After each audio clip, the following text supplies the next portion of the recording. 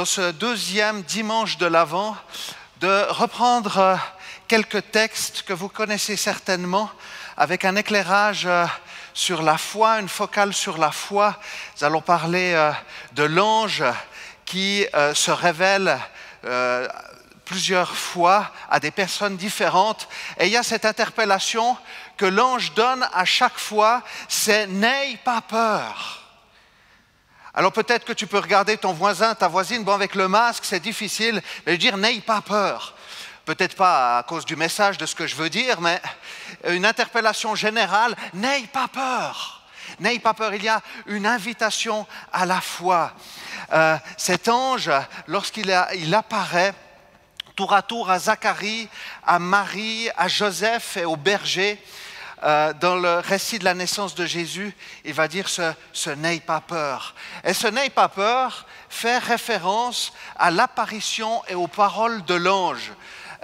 Imaginez-vous un ange qui vient à votre rencontre. C'est une dimension spirituelle qui nous dépasse.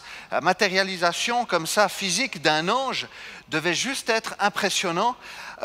Nous voyons tout au long des Écritures que lorsqu'il y a des anges qui sont là, il y a une crainte de Dieu, une crainte du Seigneur qui s'empare, à la fois parce que ces anges sont certainement impressionnants, et de l'autre côté parce qu'ils amènent aussi, je pense, cette sainteté de Dieu.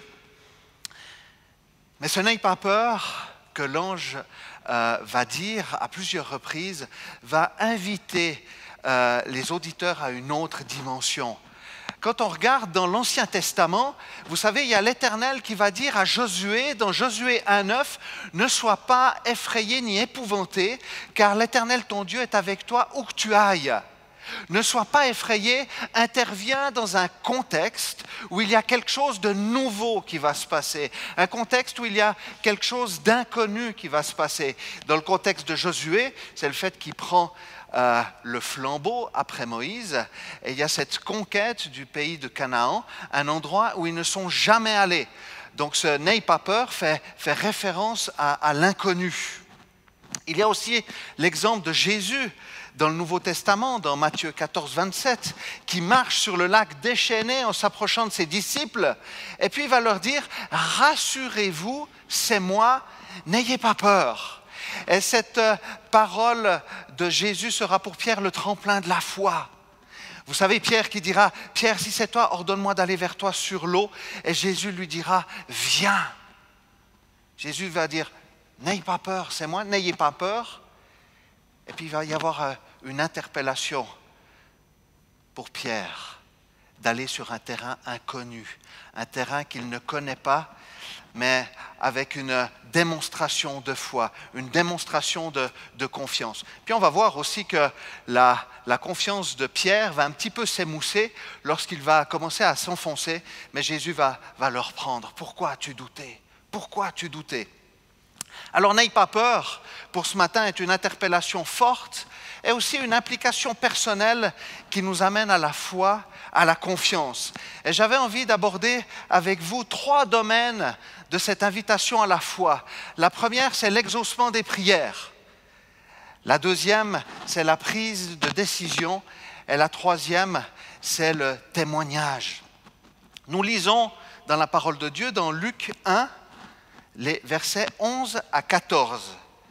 Et ensuite 18 à 20. Donc 11 à 14, les versets, puis ensuite on sautera au verset 18. Nous lisons ceci. Un ange du Seigneur apparut à Zacharie et se tint debout à droite de l'autel des parfums. Zacharie fut troublé en le voyant et la frayeur s'empara de lui. Mais l'ange lui dit, « Ne crains point, Zacharie, car ta prière a été exaucée. Ta femme, Élisabeth, t'enfantera un fils et tu lui donneras le nom de Jean. Il sera pour toi un sujet de joie et d'allégresse et plusieurs se réjouiront de sa naissance. » Zacharie dit à l'ange, au verset 18, « À quoi reconnaîtrai-je cela? Car je suis vieux et ma femme est avancée en âge. » L'ange lui répondit, « Je suis Gabriel, je me tiens devant Dieu, j'ai été envoyé pour te parler et pour t'annoncer cette bonne nouvelle. Et voici, tu seras muet, et tu ne pourras parler jusqu'au jour où ces choses arriveront, parce que tu n'as pas cru à mes paroles qui s'accompliront en leur temps. Amen. Alors, c'est le premier volet de cette apparition de l'ange à Zacharie, dans ce contexte particulier de l'annonce de la naissance de Jean-Baptiste, le précurseur de Jésus-Christ. Il faut savoir que Zacharie est prêtre et il a été choisi au service du temple. Zacharie et sa femme Élisabeth sont justes devant Dieu. Il nous est dit, ils suivent d'une manière irréprochable tous les commandements et toutes les lois du Seigneur. Ils n'ont pas d'enfants parce qu'Élisabeth est stérile et ils sont l'un et l'autre d'un âge avancé.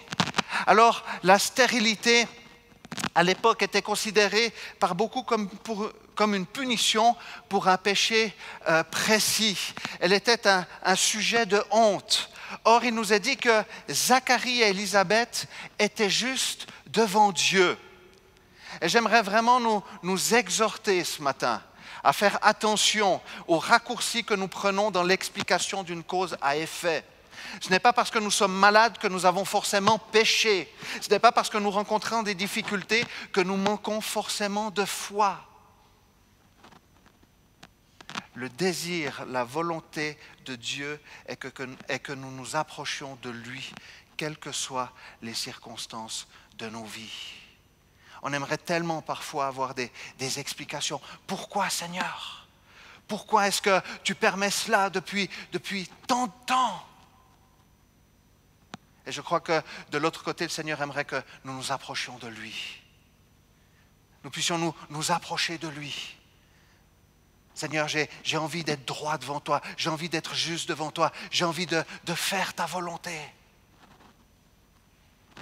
L'ange apparaît vers l'autel des parfums.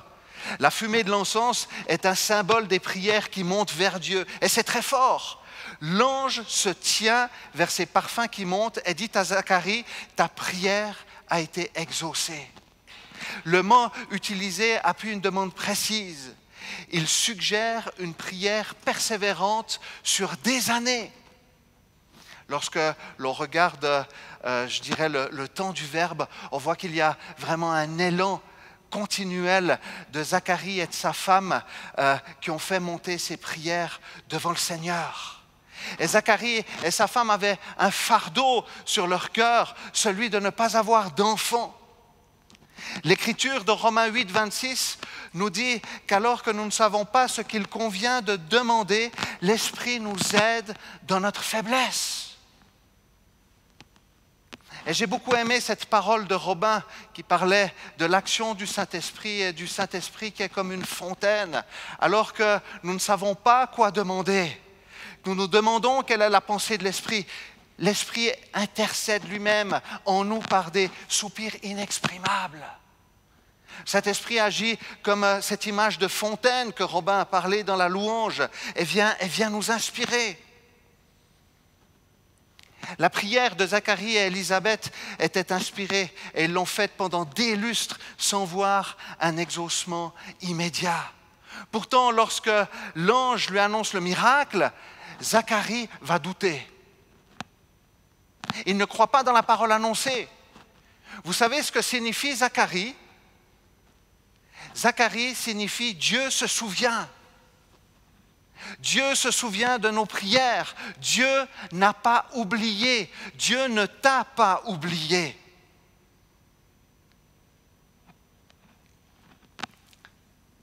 Vous savez ce qui arrive à Zacharie, c'est un petit peu comme lorsque l'on envoie une lettre, ou on pourrait dire maintenant un courriel, parce qu'on reçoit de plus en plus rarement de lettres à la boîte aux lettres, quoi que ça arrive. À l'heure actuelle, on est plutôt à commander des paquets, vous savez, des paquets par correspondance, et puis on attend le paquet. Alors, on a envoyé notre demande ou on a envoyé notre lettre, et puis on va à la boîte aux lettres. Je ne sais pas si ça vous arrive, mais moi, quand j'attends quelque chose, il m'arrive d'aller à la boîte aux lettres 3 à 4 fois, parce que le postier passe jamais à la même heure. Une fois, il passe à 11h, une fois, il passe à 14h, à 15h, à midi. C'est assez spécial. Alors, je vais regarder. Et puis, le courrier n'arrive pas, le paquet n'arrive pas. Mais je continue à aller de manière machinale. Je le fais de manière machinale. À un moment donné, j'attends même plus rien, parce qu'il n'y a plus rien qui arrive, mais je continue à ouvrir je dirais la boîte aux lettres, à regarder si, par habitude, s'il y a quelque chose qui est arrivé. Et puis c'est un petit peu ce qui est arrivé à Zacharie et à sa femme. Ils ont continué à prier un petit peu comme une habitude, un petit peu comme une routine. Ils avaient ce fardeau qui était là, mais ils ont continué à prier. Notre société, les amis, se lasse vite. Si on ne voit pas de résultat, on change, on fuit, on cherche d'autres alternatives, on passe tellement vite à autre chose. Et ce n'est pas parce que nous ne voyons pas encore un exaucement que la réponse ne viendra pas. Alors, ne prions pas par habitude, mais par conviction que Dieu se souvient et que quand il dit son mot, l'exaucement arrive. Et c'est une démarche de foi. Marc 11, 24 nous le dit, « Tout ce que vous demanderez en priant, croyez que vous l'avez reçu et cela vous sera accordé. » L'ange demande à Zacharie d'appeler son fils Jean. Celui-ci préparera le chemin pour Jésus en appelant à la repentance. Jean signifie « Dieu fait grâce ». Et c'est ce que Zacharie a expérimenté. Malgré son doute et sa faiblesse à faire confiance, Dieu a continué son œuvre pour l'amener à son plein accomplissement. Bien sûr qu'il y a une conséquence. Zacharie, n'a plus pu parler. Mais c'est intéressant de voir que lorsque l'enfant va naître, lorsqu'il va falloir le nommer, Zacharie va retrouver la parole, être pleinement partie prenante dans ce que le Seigneur lui a révélé. Amen. Alors que tu doutes, que tu connais bien tes zones de conflit intérieur, tes contradictions. Tu sais, d'un côté, je crois, et de l'autre, je suis confronté à ce que je ne vois pas. Dans notre manque de foi, il y a cette interpellation. N'aie pas peur. Dieu se souvient et Dieu fait grâce. Alors, nous pouvons faire cette prière. Seigneur, viens au secours de mon incrédulité. Et Dieu va venir renouveler en nous la perspective de la foi. Dieu rend l'impossible possible. D'un côté, nous avons Élisabeth qui est d'un âge bien avancé et qui, malgré son âge, sera enceinte. Et de l'autre côté, nous avons Marie qui est jeune, qui n'a jamais eu de relation avec un homme et qui sera enceinte du Fils de Dieu. Alors le Seigneur t'a certainement mis des sujets de prière sur ton cœur. Le Seigneur t'a certainement mis des fardeaux de prière sur ton cœur qui reviennent. Quand tu te mets devant le Seigneur, tu pries pour ce sujet-là. Et j'aimerais t'encourager à continuer. Seigneur, viens inspirer mes prières. Viens me montrer dans quelle direction intercéder. Et puis à un moment donné, tu verras la lumière. À un moment donné, tu verras l'accouchement qui va se passer. C'est ce qui s'est passé. Combien de personnes j'entends dans notre Église qui prient pour l'Église, disant, mais nous croyons que le Seigneur a quelque chose, il y a un fardeau sur notre cœur. On croit que le Seigneur va continuer son œuvre. Et le Seigneur continue à le faire. Alors ne nous lassons pas, ne le faisons pas juste parce qu'il faut le faire ou juste par une habitude. Mais faisons-le avec confiance. Vous savez, notre temps n'est pas le temps de Dieu. Nous, on aimerait tellement que ça se passe rapidement. On aimerait tellement mettre notre carte. Vous savez, maintenant, c'est sans contact. Avant, il fallait mettre la carte, il fallait encore faire le code, etc. Maintenant, vous n'avez même plus besoin de faire tout ça. C'est direct. Et parfois, dans notre relation avec Dieu, dans notre relation avec nos demandes de prière, nous attendons à ce que ça soit sans contact. Dieu nous attend au contact. Dieu nous attend vers lui. Nous puissions lui apporter ces fardeaux de prière, ces fardeaux que lui met sur nos cœurs. Alléluia. Il y a une deuxième chose de ce n'aie pas peur que j'aimerais voir avec vous. Cela concerne la prise de décision. Luc 1, 30 et 31, l'ange qui va se révéler à Marie, va lui dire « N'aie pas peur, Marie, car tu as trouvé grâce auprès de Dieu. Voici que tu seras enceinte, tu mettras au monde un fils et tu lui donneras le nom de Jésus. » Dans Luc 1,45, Élisabeth va dire à Marie « Heureuse celle qui a cru, parce que ce qui lui a été dit de la part du Seigneur s'accomplira. » Et la foi, c'est littéralement marcher dans ce que Dieu dit. Marie entend et croit que cette parole reçue va pleinement trouver son accomplissement. Alors Marie aurait pu douter ou demander à l'ange de trouver une autre personne. Pourtant, elle dira dans Luc 1,38, et j'ai trouvé vraiment très intéressant, « Je suis la servante du Seigneur, que ta parole s'accomplisse pour moi. » Je suis la servante du Seigneur, que ta parole s'accomplisse pour moi. C'est une prière magnifique, une réponse magnifique que nous pouvons donner à Dieu. Marie est pleinement partie prenante dans cette invitation à la foi, et ceci malgré les conséquences. Parce que Marie n'est pas seule. Elle a un fiancé, Joseph. Et le fait qu'elle se retrouve enceinte suggérait qu'elle ait été infidèle. Et on voit que l'annonce de l'ange, l'annonce du Seigneur par la bouche de l'ange, a des répercussions qui peuvent être très très fortes. Parce que les usages de l'époque voulaient que les fiançailles, qui faisaient partie intégrante du processus de mariage, lient les conjoints, et les rompre était semblable à un divorce. Joseph aurait pu la quitter ou la mener au déshonneur en faisant une annonce publique aux anciens et à la famille. Vous savez, il y avait une époque où c'était la lapidation qui attendait la personne infidèle. Alors Joseph, lui, lorsqu'il entend tout cela, il pense à rompre avec sa fiancée Marie discrètement. Ça aurait été comme un divorce.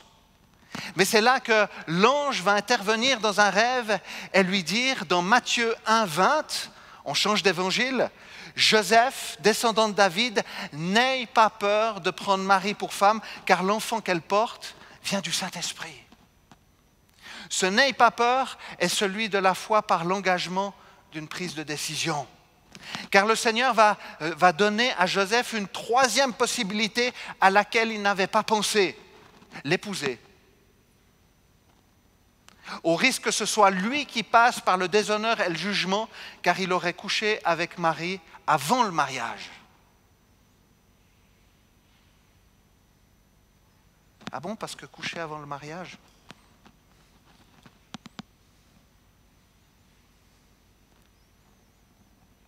Ce « n'aie pas peur » de l'ange à Joseph va venir comme une parole qui rassure, qui appuie le fait que Dieu est au contrôle, mais qu'il invite à prendre une décision. Et Joseph va écouter ce que Dieu lui dit et il va obéir. Alors il y avait différentes façons de réagir, comme on l'a vu à la grossesse de Marie. Joseph va recevoir la pensée de Dieu, une parole sur laquelle s'appuyer et il va s'engager. Et cela nous invite à la réflexion. Et j'aimerais juste que tu puisses réfléchir ce matin à la réflexion de nos propres décisions, à la réflexion de tes propres décisions. Sur quels critères tes choix et tes engagements se fondent? Nous parlons de choix de vie, pas simplement si je vais acheter une veste de ski, si elle sera jaune ou bleue. On parle de décisions importantes, de décisions concrètes qui vont nous engager, qui vont peut-être même bouleverser nos vies. Dans les choix de vie, il y a le choix d'un travail, d'un changement de travail, d'une orientation dans un travail, peut-être au service du Seigneur. Il peut y avoir des décisions qui touchent à nos finances. Est-ce que Dieu a son mot dans nos finances, les amis? Est-ce que Dieu a regard dans notre portefeuille? Est-ce que Dieu peut voir le montant de notre compte en banque? Il peut y avoir des décisions quant à un engagement dans le cadre du mariage. Seigneur, je te demande de me conduire vers la bonne personne. Décision qui touche à un lieu de vie, à un déménagement. Alors l'être humain, vous le savez bien, peut être impulsif, se précipiter, être tenté de prendre le chemin de la facilité, craint l'inconfort ou même du bousculement d'une idée autre que la sienne. Mais les décisions en fonction de notre foi n'apporteront pas forcément la popularité et ne remporteront certainement pas le suffrage universel. Ça aurait été intéressant qu'on pose la question à la famille de Joseph. Comment est-ce qu'ils auraient réagi par rapport à cette prise de décision? Comment est-ce qu'ils ont réagi face à cette prise de décision qui cassait, je dois dire, un petit peu les codes? Chers amis, nos décisions ont besoin d'être fondées. Prenons le temps de l'écoute de la pensée de Dieu. On a des fois tellement envie d'aller vite.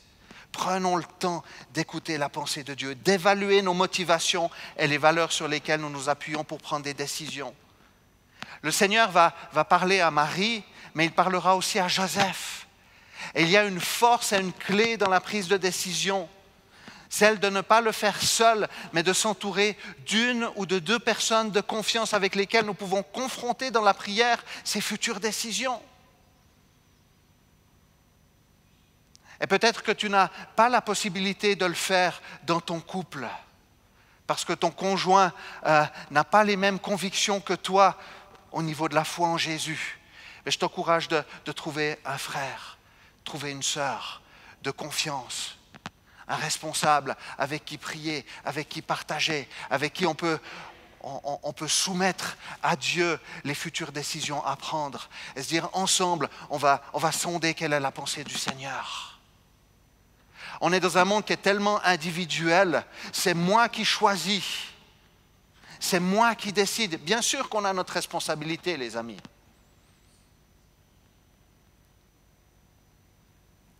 Mais Dieu nous a mis dans une dimension plurielle, les uns avec les autres.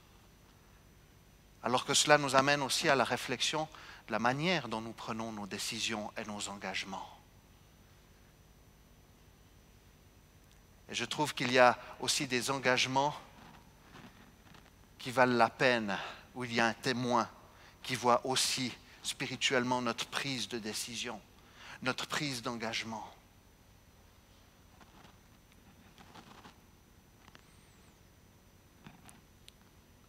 Alors que nos engagements, frères et sœurs, soient le résultat d'une conviction, n'aie pas peur. Alléluia. On a vu la foi dans l'exaucement des prières, nous avons vu la foi dans la prise de décision, et j'aimerais prendre un troisième volet, c'est le témoignage de la foi. Alors dans Luc 2, 8 à 11, j'aime bien lire ces textes, et je pense que c'est important que de les relire. Luc 2, 8 à 11, et puis ensuite on prendra les versets 15 à 18. Il nous a dit qu'il y avait dans la même région des bergers qui passaient la nuit dans les champs pour y garder leurs troupeaux. Un ange du Seigneur leur apparut et la gloire du Seigneur resplendit autour d'eux. Ils furent saisis d'une grande frayeur. Mais l'ange leur dit « N'ayez pas peur, car je vous annonce une bonne nouvelle qui sera une source de grande joie pour tout le peuple. Aujourd'hui, dans la ville de David, il vous est né un sauveur qui est le Messie, le Seigneur. » On va au verset 15. Et il nous a dit, lorsque les anges les eurent quittés pour retourner au ciel, les bergers se dirent les uns aux autres, allons jusqu'à Bethléem pour voir ce qui est arrivé, ce que le Seigneur nous a fait connaître. Ils se dépêchèrent d'y aller et ils trouvèrent Marie et Joseph, ainsi que le nouveau-né, couchés dans la mangeoire. Après l'avoir vu, ils racontèrent ce qui leur avait été dit au sujet de ce petit enfant. Tous ceux qui entendirent les bergers furent étonnés de ce qu'il leur disait. Alors cette annonce aux bergers peut paraître surprenante. Ce n'était certainement pas les plus considérés au point de vue social en Israël. Pourtant, un ange, même une chorale d'anges, ça devait être juste impressionnant, incroyable, avec des chants célestes de louanges à Dieu, avec l'événement qui était en train de se passer, la venue de Jésus. apparaît avec ce fameux « N'ayez pas peur ». Et suivra l'annonce du Messie tant attendu, de la bonne nouvelle réjouissante du Sauveur. Et les bergers vont se mettre en route et vont se prosterner devant le bon berger, celui qui est venu parmi les hommes et qui donnera sa vie. Les anges sont des messagers, des annonciateurs des paroles de Dieu. Et les bergers vont aussi être ces messagers en allant raconter ce qui leur a été dit au sujet de Jésus qui vient de naître. Ils font en quelque sorte partie des premiers évangélistes, des premiers témoins. Ils racontent ce qu'ils ont vécu. N'ayez pas peur. Ils sont les annonciateurs de la paix venue parmi les hommes, le réconciliateur, le sauveur. Et cela est interpellant. N'ayez pas peur. Ne serait-ce pas là un message de foi que nous avons à transmettre? Car ce n'aie pas peur appelle à la réalité de Jésus, le fondement de notre foi, celui par lequel nous pouvons être en confiance. Chrétiens, nous sommes des ambassadeurs. Vous avez vu, à l'heure actuelle, je ne sais pas si vous êtes des fans de cela, mais c'est le temps des guides de restaurants. Vous savez, vous pouvez commander des guides, vous pouvez aller avec ces guides dans des restaurants et puis vous payez beaucoup moins cher. Et puis on voit qu'il y a différentes applications aussi qui sont sur Internet avec aussi des adresses Internet qui vous donnent des notes, des appréciations, des bonnes ou des mauvaises recommandations sur l'expérience du visiteur du dit restaurant. Vous avez déjà vu cela? Quand vous voulez aller dans un restaurant ou dans un hôtel, vous allez regarder sur ces noms de sites ou sur ces applications et puis vous voyez le nombre d'étoiles qui sont là, qui sont notées, si vous savez qu'on vous le recommande ou qu'on ne vous le recommande pas. Et on va vous donner aussi des critères. Et force est de constater que ces commentaires peuvent influencer le nombre de visiteurs dans tel établissement. Et j'entendais des restaurateurs qui eux-mêmes s'inscrivaient pour aller cliquer 20 000 fois sur les 5 étoiles. Et cela me fait penser au verset de l'apôtre Pierre dans 1 Pierre 2,12 qui dit « Ayez une bonne conduite au milieu des non-croyants afin que même là où ils vous calomnient comme si vous faisiez le mal, ils remarquent votre belle manière d'agir et rendent gloire à Dieu le jour où il interviendra. » Soyons de bons messagers. Jésus a dit dans Matthieu 24,6, en parlant des temps difficiles avant son retour, vous savez, il parle de peste, de tremblements de terre, de guerre, etc. Ne vous laissez pas effrayer. Boum. Voilà ce que Jésus a dit à ses disciples lorsque il leur demande, les disciples demandent à Jésus ce qui va se passer à la fin des temps. Et Jésus va leur donner toute une liste de choses qui arrivent, qu'on a vues aussi lors du cours de la fin des temps. Et Jésus va dire, ne vous laissez pas effrayer. Alors frères et sœurs, ne soyons pas de ceux qui apportons la confusion ou la peur. Quel message est-ce que nous transmettons au monde? Quel reflet est-ce que tu donnes au monde? Alors, je sais que certains vont appuyer le fait qu'il faut avertir. Oui, il faut avertir. Alors, on partage toutes sortes de théories. Et j'ai l'impression que certains sont plus préoccupés à annoncer des catastrophes, des complots en tout genre, que de transmettre le « n'aie pas peur ». Cet appel à mettre sa confiance en Jésus-Christ et à avertir qu'il reviendra et qu'il y a dès aujourd'hui des perspectives en lui. Voilà, les amis, le message que nous devons annoncer au monde. Le monde n'a pas besoin de savoir que la pandémie va durer encore 3 ans. Le monde a besoin de savoir qu'il peut mettre sa confiance en Jésus-Christ, le Sauveur et Seigneur, et qu'un jour nous aurons à lui rendre des comptes. On a tellement peur d'annoncer, de dire le nom de Jésus. Pourtant, c'est une réalité qui nous habite, les amis, non?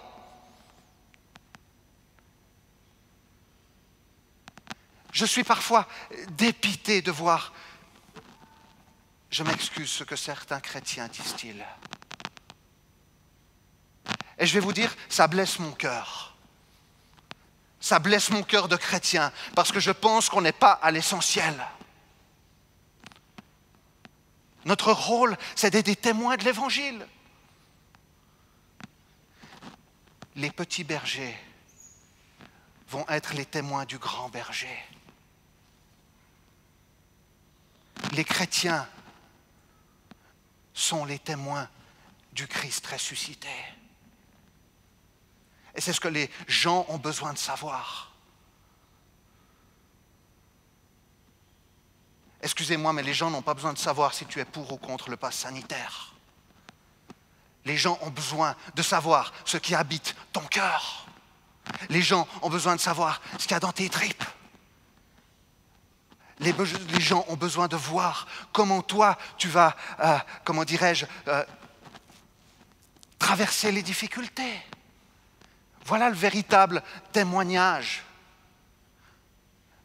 Vous savez, on a mis beaucoup d'accent sur le fait que les miracles sont une attestation de la foi. Alléluia, les miracles sont une attestation de la foi. Ce n'est pas faux.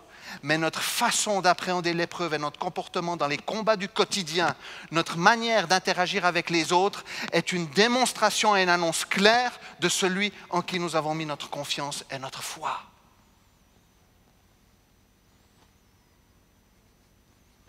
Alors évitons les vains discours, évitons les palabres, évitons les théories catastrophistes. Bien sûr que le monde va mal, bien sûr que le monde va à sa perte, bien sûr que ça ira certainement de pire en pire, bien sûr. Mais est-ce que c'est ce message-là que nous voulons partager? Est-ce que nous n'avons pas un plus grand message? Est-ce que nous ne sommes pas porteurs d'espérance? Et je ne dis pas ça, les amis, comme une pression. Je dis juste comme une réalité.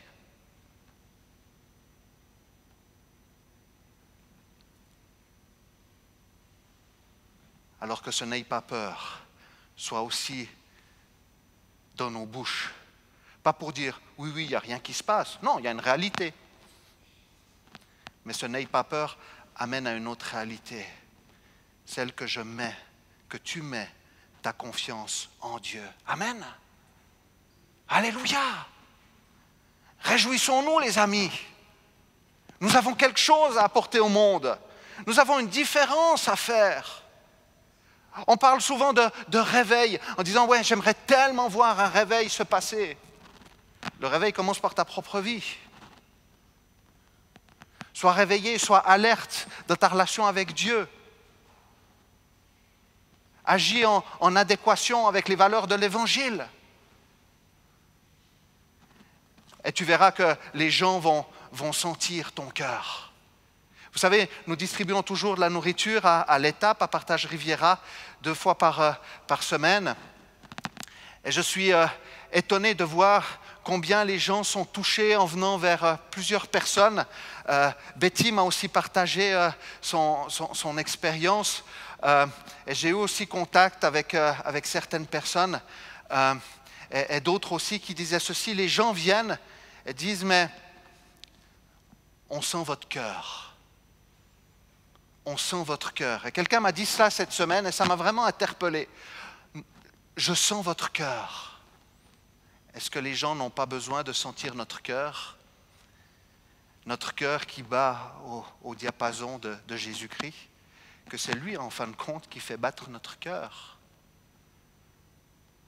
On a mis les standards tellement hauts d'évangélisation et de foi. N'oublions pas, les amis, que c'est Jésus qui fait son œuvre en nous. Amen. C'est Jésus qui fait son œuvre en nous. Alors vivons et soyons des transmetteurs de ce n'aie pas peur. N'ayez pas peur, je vous annonce une bonne nouvelle. Je vais terminer avec cela. Nous avons vu ce n'aie pas peur avec l'exaucement des prières. Dieu se souvient, Dieu fait grâce. Seigneur, viens mettre sur notre cœur des fardeaux de prière. Alors ne soyons pas dans une habitude, je dirais, ou dans une lassitude, mais continuons à persévérer dans ce que le Seigneur a mis sur notre cœur. N'aie pas peur, une invitation à la foi dans la prise des décisions. Que nos décisions soient fondées, partagées aussi. Et puis ce n'aie pas peur, cette force de témoignage que nous donnons au monde. Que le Seigneur vous bénisse. Amen.